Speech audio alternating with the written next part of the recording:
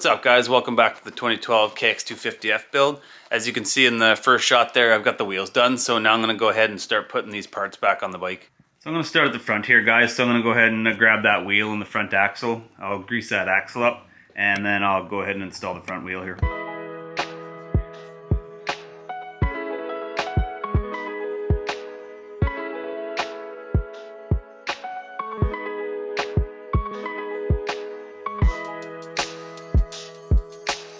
Alright guys, so I got the front wheel on. It's looking awesome, so I'm going to go ahead and move on to the back and put that one on.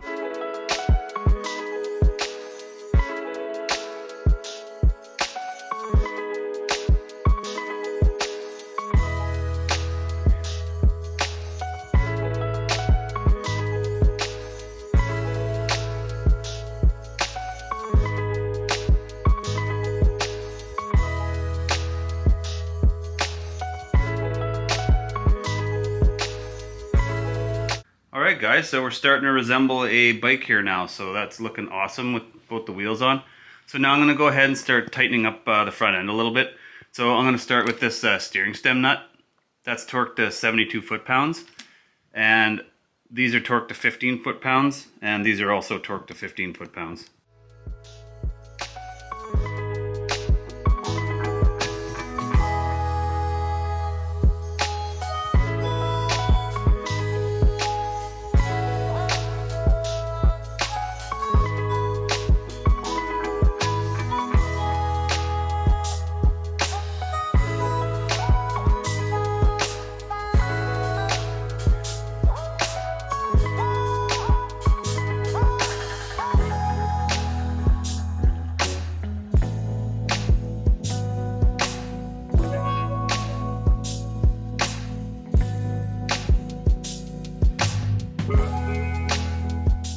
Alright guys, so I got the front end all torqued in here now.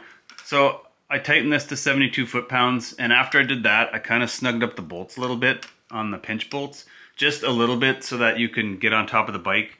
And you just want to look down kind of the front like this and make sure the front wheel is nice and lined up. So you want the pinch bolts kind of snug so you can grab the bars and move the front end a little bit if needed. So I looked down at the front wheel on mine, everything looked fine, so I went ahead and torqued everything up. But when you're torquing these up, you want to jump on the bike and just look down, make sure everything's straight. So now I'm going to go ahead and move to the back here.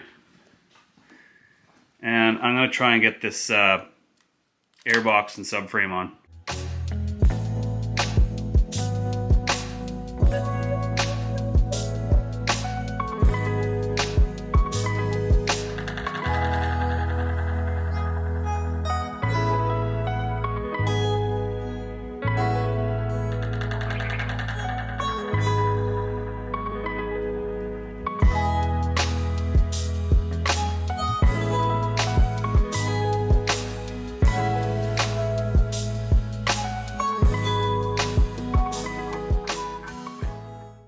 Alright guys, so I got the airbox and the subframe on.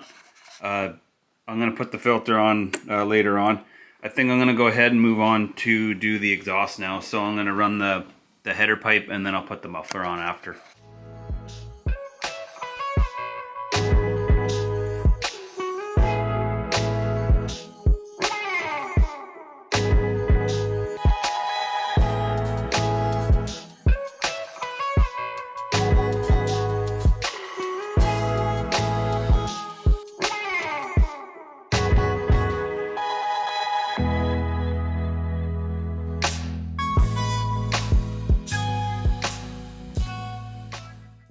So I got the exhaust on now guys. I tightened everything up so she's good to go. I put the fuel tank on quickly. That didn't take much. I didn't do much to that. I just put some SC1 on it and nothing special. So this thing's pretty much ready to bark.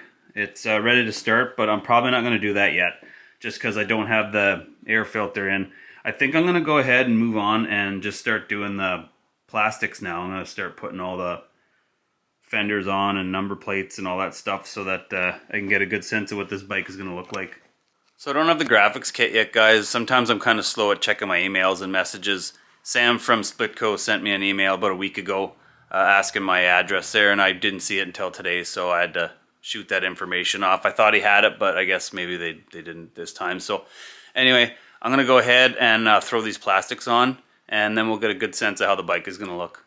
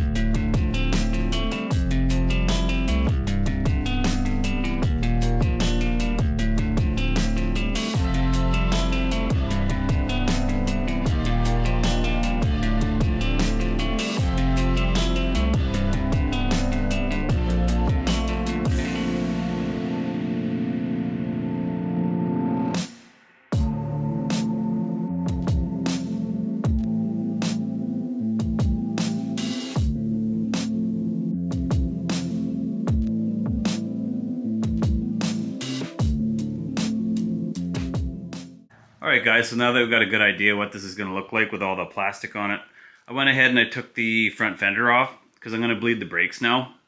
Because that's you need the front brake working to do the torquing sequence on these front wheels. So I'm going to go ahead and start by removing this cap and making sure this bleeder's cracked open. And what I'll do is I'll fill this up with .4 fluid. And then I'll use this on the bottom. I'll put this hose here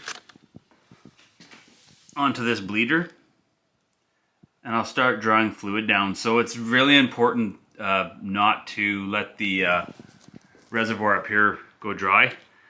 So you got to keep a good eye on it. So you'll see me looking back and forth a lot. But for now, I'm just going to go ahead and pull fluid down through this hose down to the brake caliper there, and then I'll show you how I bleed them after that.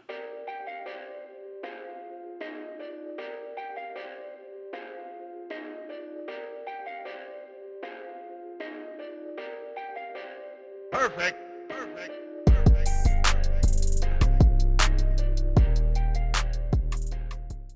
Alright, so as I was drawing fluid out, I was starting to get little to no bubbles coming out of here. There is now, but it's all shut in now. That's closed. So now what you do is you go up to the top and you start pumping the brake. So it'll go right to the bar for a while. And then it should start building pressure after a while. And when it starts building a little bit of pressure, you hold it right to the bar, and then you crack that bleeder screw quickly and then close it, all while holding that down. And then you can let this go and start pumping again. So that's the process you're going to repeat over and over and over again until you start getting really good pressure. Like, you should get pressure like right here as soon as it starts moving. So I'm going to go ahead and do that and see what I can get for brake pressure here. So when you start this process, guys, you want to make sure you start with a topped up reservoir, and then, like I was saying, you just pump this until you feel a little bit of resistance, and then you just crack that open and then repeat the process. So I'll show you here.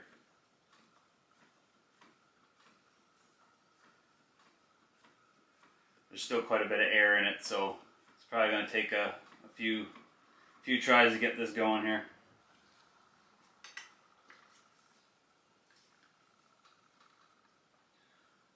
See, I just cracked it open and then closed it, all while holding this to the bar, and a little bit of air burped out.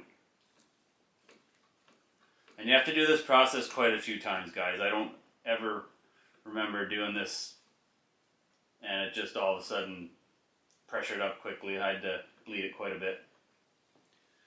So I got it right to the bar, and then crack it open, close it, and then start pumping it again. Starting to feel a little bit of pressure here.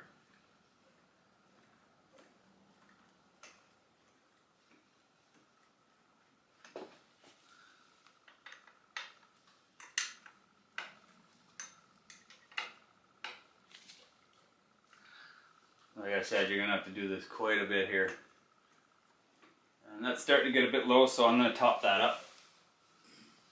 Always be mindful of how much you've got in your reservoir, because if you don't and you bleed it dry, you have to do this all over again. So I'm definitely starting to feel pressure here. Yeah, there's no question, it's starting to build pressure now. So hold the brake right to the handle and then crack the bleeder open and then close it, all while holding it to the handle, to the grip, and then repeat the process. Just keep pumping it up until you start to feel pressure. Starting to feel pressure now. So now hold it, crack it open, close it, and just keep doing that. Alright guys, so I'm starting to get some pressure now. So I'm going to leave this in this position now. What this does is opens up the reservoir, so any air that comes up the hose can come right up into the reservoir. And what I'll do is I'll turn the wheel one way, leave it for a bit, turn the wheel the other way, leave it for a bit. I'll kind of like shake the hose around. Sometimes I'll tap the caliper there just to shake some air loose, and then I'll come back and I'll continue the bleeding process. But in the meantime, I'm going to go ahead and move to the back brakes and bleed those.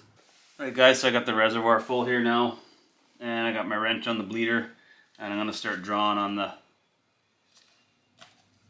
syringe here, and I'll just crack it open, and just like the other one, you got to watch your level. So now that that's done guys, you can start pumping the brake up. You got a little bit of fluid here now, so you might want a rag or something like that to put over your brake handle. It doesn't cut into your hand.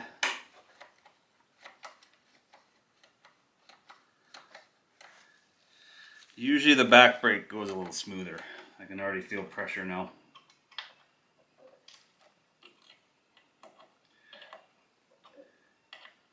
Same thing, you pump it till you feel pressure.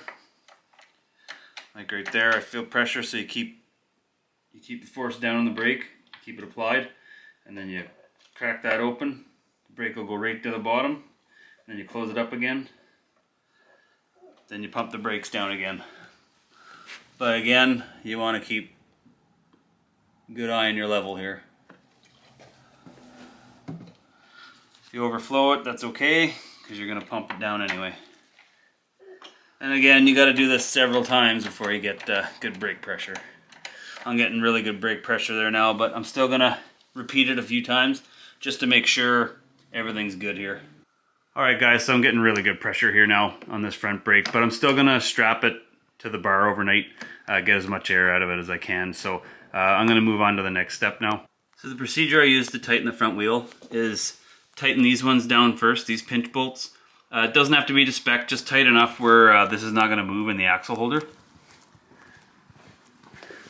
And then you come over here and you'll tighten this to 58 foot-pounds. And when that's done, you back those bolts back out and then tighten these ones to 15 foot-pounds.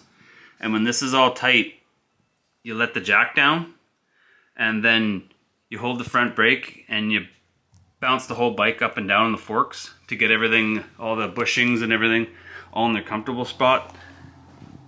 That'll also get that into its comfortable spot, because these will be backed out.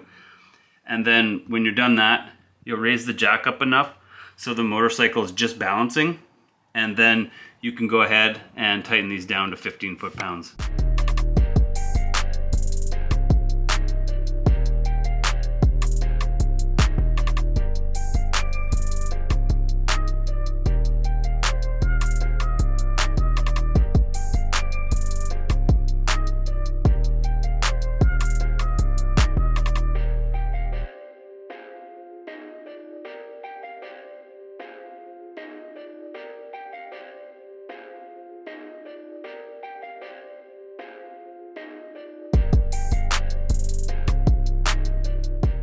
And with that done, that's going to be the end of this video, guys. In the next one, I'm going to stick the graphics on, I'm going to do the final touches, and then I'm going to try and fire this thing up. So if you're new to the channel and you want to see that, hit the subscribe button, hit the notifications bell, give this a like if you like this video, and as always guys, thanks a lot for watching, and we'll see you in the next one.